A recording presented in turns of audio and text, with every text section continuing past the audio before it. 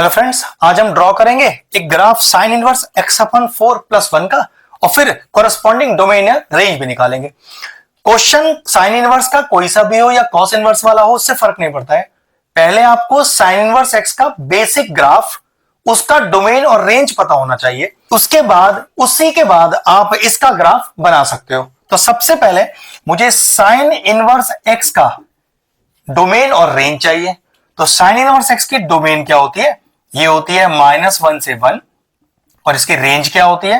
Range होती है -π/2 से प्लस का π/2। ठीक है। और ग्राफ कैसा बनेगा जरा देखो, जरा एक रफ आइडिया ले लेते हैं पहले आराम से। तो डोमेन डिनोट करता है x का वैल्यू, तो वो तो हमें पता है कि वो -1 से 1 तक के बीच में है। रेंज क्या डिनोट करता है? y का वैल्यू, वो कहां से कहां के बीच में? -π/2 से और प्लस के π/2 की तरफ।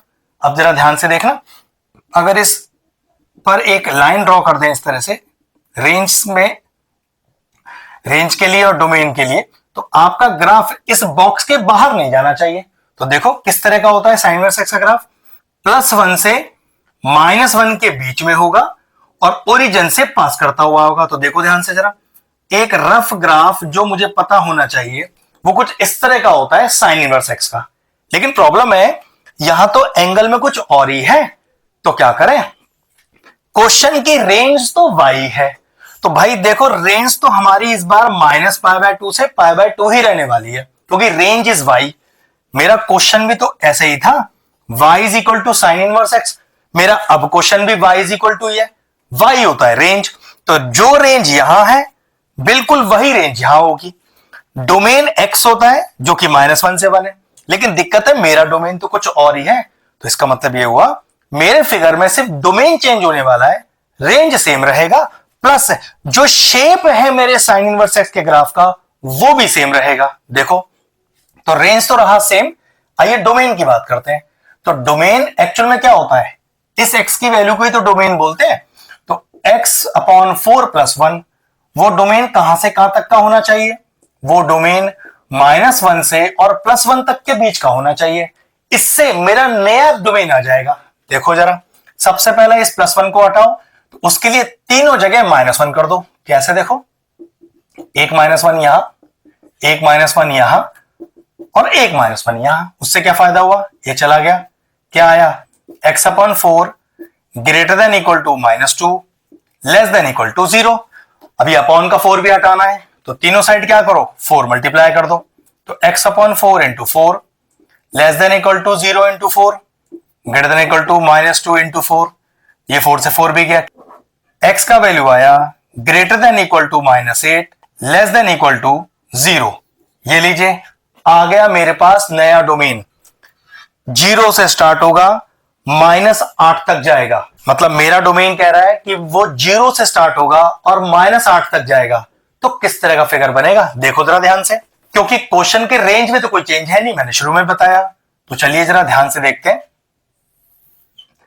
ये 0, तो -1 -2 -3 -4 -5 -6 और -8।